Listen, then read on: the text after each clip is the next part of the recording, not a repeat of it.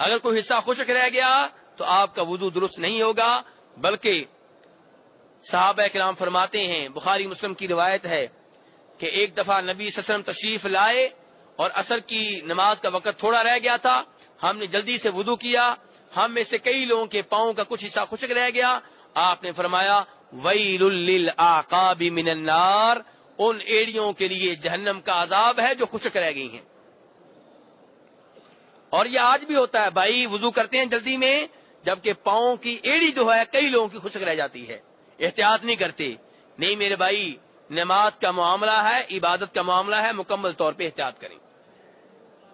اب میرے بھائی وضو آپ کا ہو گیا، اب مجھے یہ بتائیں کہ چہرہ دھوتے ہوئے کون سی دعا پڑھنی چاہیے، بازو دھوتے ہوئے کون سی دعا پڑھنی چاہیے، پاؤں دھوتے ہوئے کون سی دعا پڑھنی چاہیے، وضو کرتے ہوئے کون سی دعا پڑھنی ہے، اور ناک میں پانی چڑھاتے ہوئے کون سی دعا پڑھنی ہے؟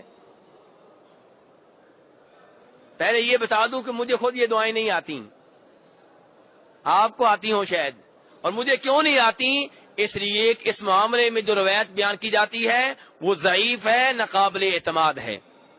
امام نووی رحمہ اللہ نے واضح کیا ہے، اور ان کی کتاب بھی ہے، امام نووی نے کتاب لکھی ہے باقاعدہ اذکار کے اوپر، دعاؤں کے اوپر امام نووی کی باقاعدہ کتاب ہے۔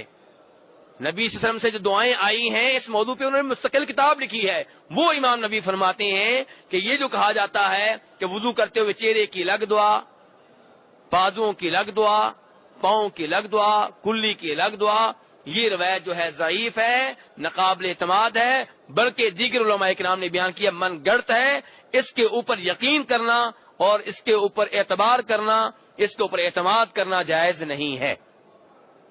اس لیے دعائیں کیا ہیں؟ وضو کے شروع میں بسم اللہ، اور وضو کے آخر میں اشہد ان لا الہ الا اللہ وحدہ لا شریک لہ واشہد ان محمدا عبدہ ورسولہ، کہ میں گواہی دیتا ہوں اللہ کے سوا کوئی سچا معبود نہیں ہے، اللہ تنہا ہے، اللہ کا عبادت میں کوئی شریک نہیں ہے، سجدے کا اللہ کے علاوہ کوئی اور حقدار نہیں ہے، دعا کا کوئی اور حقدار نہیں ہے، نظر و نیاز کا کوئی اور حقدار نہیں ہے، جس کے لیے جانور ذبح کیا جائے اس کا حقدار وہ تنہا ہے، کوئی اور نہیں ہے، شیخ عبدالقادر جیلانی کے نام پہ جانور ذبح کرنا جائز نہیں ہے، ان کے نام کی 11ویں دینا جائز نہیں ہے، کسی بزرگ کے نام پہ منت ماننا جائز نہیں ہے، کیونکہ آپ نے کہہ دیا لا شریک لہ، اللہ کا کوئی شریک نہیں، نہ عبادات میں نہ ربوبیت میں، رب ہونے میں بھی اس کا کوئی شریک نہیں ہے۔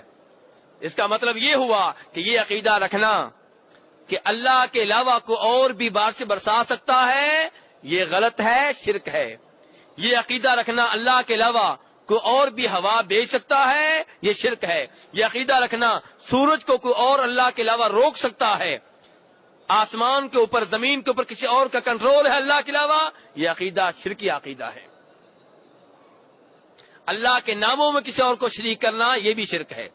تو آپ نے کہہ دیا، خود آپ نے کہا، اور بار بار آپ کہتے ہیں پھر بھول جاتے ہیں، آپ کہتے ہیں لا شریک لہ، آپ کہتے ہیں نا کہ تیرا کوئی شریک نہیں، پھر جناب شراکت شروع بھی ہو جاتی ہے۔ نہیں میرے بھائی ایسے نہیں، جو مسلمان کو پکا ہونا چاہیے، بات کر دی ہے تو اب پکے رہیں۔ مکہ والے جو تھے وہ پکے تھے، ان کا عقیدہ تھا کہ اللہ کے شریک ہیں، اصل اللہ ہے، لیکن چھوٹے چھوٹے ایسے ہیں جو اللہ کے شریک ہیں، اور وہ ہمارے اللہ کے درمیان واسطہ ہیں، وہ اللہ کے پاس ہماری سفارش کرتے ہیں۔ وَيَقُولُونَ هَؤُلَاءِ شُفَعَاؤُنَا عِندَ اللَّهِ، اب اللہ کے رسول نے جب یہ کہا لا الہ پڑھو تو ان کو پتا تھا لا الہ پڑھنے کا مطلب یہ ہے کہ ان واسطوں کو بھی چھوڑنا ہوگا، جن کو سفارشی کے نام پہ پوجتے ہیں، جن سے دعا کرتے ہیں، بیٹے مانگتے ہیں، ان کو بھی چھوڑنا ہوگا، جن کے بارے میں عقیدہ یہ بیٹا لے کے دیتے ہیں، ان کو بھی چھوڑنا ہوگا۔ اس لیے انہوں نے کلمہ پڑھنے سے انکار کر دیا، انہوں نے دوغلی پالیسی اختیار نہیں کی، انہوں نے کہا ہم کلمہ پڑھیں گے ہی نہیں، بلکہ کلمہ پڑھنے والوں کو انہوں نے سزائیں دی۔ کیا جرم تھا کلمہ پڑھنے والوں کا؟ اللہ کو تو اہل مکہ بھی مانتے تھے، اللہ کو تو اہل مکہ بھی مانتے تھے، قرآن پاک پڑھ کے دیکھ لیں۔ تو پھر مسلمانوں کا قصور کیا تھا؟ مکہ والے بھی اللہ کو مانتے ہیں، مسلمان بھی مانتے ہیں، فرق کیا تھا؟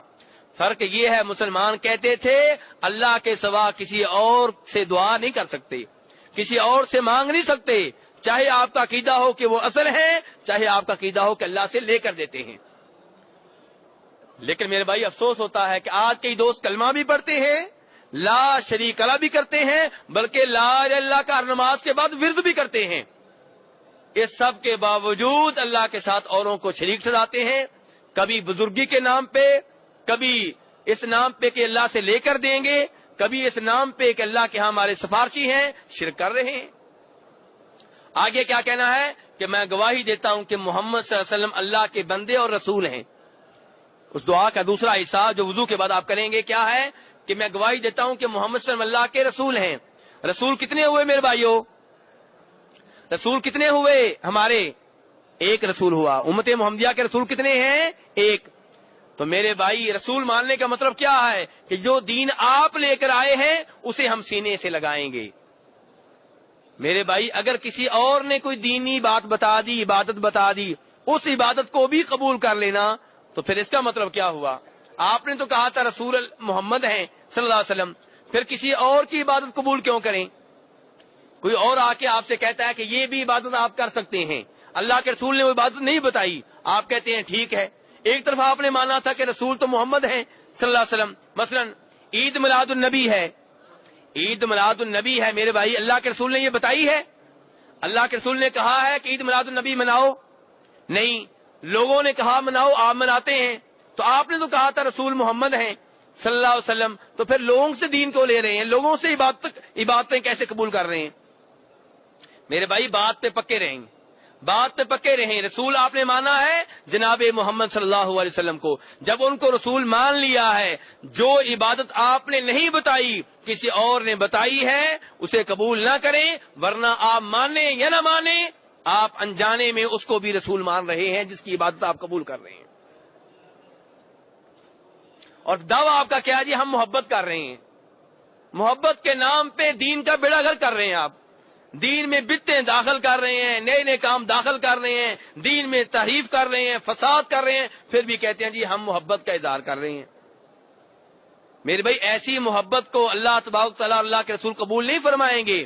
ایسی محبت کرنے والوں کا انجام کیا ہوگا؟ کل بھی بتایا تھا کہ جب آپ حوض پلانے کے لیے حوض پہ کھڑے ہوں گے, آپ کے امتیوں کے وضو کے اعضاء چمک رہے ہوں گے, وہ آئیں گے, آپ ان کو حوض پلائیں گے, حوض کا پانی پلائیں گے, حوض کوثر کا پانی پلائیں گے. کچھ لوگ آئیں گے, ان کو دور کر دیا جائے گا, دھکیل دیا جائے گا, حالانکہ وضو کے اعضاء ان کے بھی چمک رہے ہوں گے, وضو وہ بھی کرتے رہے ہوں گے, نمازیں وہ بھی پڑھتے رہے ہوں گے, لیکن کیوں پیچھے کر دیا گیا ہے؟ آپ کہیں گے آؤ آؤ, آپ سے کہا جائے گا انک لا تدری ما احدثوا بعدک, ان کو آپ کے پاس نہیں آنے دیا جائے گا کیونکہ آپ نہیں جانتے انہوں نے آپ کے بعد آپ کے دین میں کیا کیا بدعتیں ایجاد کی. اس لیے رسول ہمارا ایک ہے, وہ رسول جن کی شریعت پہ چلنا ہے وہ ایک ہے. کون؟ محمد صلی اللہ علیہ وسلم. کسی اور کو رسول نہ مانے, کسی اور کو رسول نہ مانے. اللہ معبود ہے, کسی اور کو معبود نہ مانے. تو یہ دعا پڑھیں گے میرے بھائی. فرمایا نبی صلی اللہ علیہ وسلم نے, مسلم شریف کی حدیث ہے, جو وضو اچھی طرح کرے, مکمل وضو کرے, پھر یہ دعا پڑھے, اس کے لیے جنت کے 8 دروازے کھول دیے جائیں گے, جس سے چاہے داخل ہو جائے. جنت کے 8 دروازے. میرے بھائیوں وضو کتنا عظیم عمل ہے. وضو کے بعد یہ توحید کا اعلان کرنا, رسالت کا اعلان کرنا کتنا عظیم عمل ہے. فرمایا ایسے آدمی کے لیے جنت کے 8 دروازے کھول دیے جائیں گے, جاؤ جس سے چاہو داخل ہو جاؤ. یہ حدیث کہاں پہ آئی ہے؟ مسلم شریف میں. کہاں آئی ہے میرے بھائیوں؟ مسلم شریف میں. لیکن میرے بھائی یہ دعا پڑھتے ہوئے میرے کچھ دوست, میرے کچھ بھائی, میرے کچھ احباب یہ دعا پڑھتے ہوئے آسمانوں کی طرف نگاہ اٹھاتے ہیں اور کچھ انگلی اوپر بلند کرتے ہیں. میرے بھائی یہ روایات جو ہیں دونوں ضعیف ہیں, نبی صلی اللہ علیہ وسلم سے ثابت نہیں ہیں. اس لیے یہ بھی چھوڑ دیں, یہ بھی چھوڑ دیں. صرف اسی بات کے اوپر عمل کریں جس کے بارے میں یقین ہو کہ اللہ کے رسول نے وہ بات کہی ہے یا آپ نے اس کے اوپر عمل کیا ہے. تو وضو کرنے کے بعد یہ دعا پڑھتے ہوئے آسمانوں کی طرف نگاہ اٹھانا یا انگلی کرنا, یہ 2 عمل جو ہیں یہ چھوڑ دیں. دعا پڑھیں لیکن انگلی نہ اٹھائیں, نگاہ نہ اٹھائیں. کیونکہ جن روایات کے اوپر اعتماد کرتے ہوئے یہ بات کہی جاتی ہے وہ روایات ناقابل اعتماد ہیں، اور پیارے حبیب صلی اللہ علیہ وسلم کی جانب کسی ایسی عبادت کو منسوب کرنا درست نہیں ہے جو مشکوک ہو، جو ناقابل اعتماد ہو، جس کی سند اچھی طرح ثابت نہ ہو۔ تو میرے بھائی یہ دعائیں ہیں اور یہ آپ کا وضو ہے۔ اللہ تبارک و تعالی ہمیں شریعت کے مطابق، آپ کی احادیث کے مطابق، صحیح احادیث کے مطابق وضو کرنے کی توفیق عنایت فرمائیں۔ آخر میں یہ بات کبھی نہ بھولیں کہ امام ابو حنیفہ رحمہ اللہ نے کہا تھا اذا صح الحدیث فهو مذہبی۔ امام صاحب نے فرمایا تھا میرا مذہب کیا ہے، میرا مسلک کیا ہے؟ صحیح حدیث۔ پھر سن لیں عربی کے الفاظ، امام صاحب نے کیا کہا تھا؟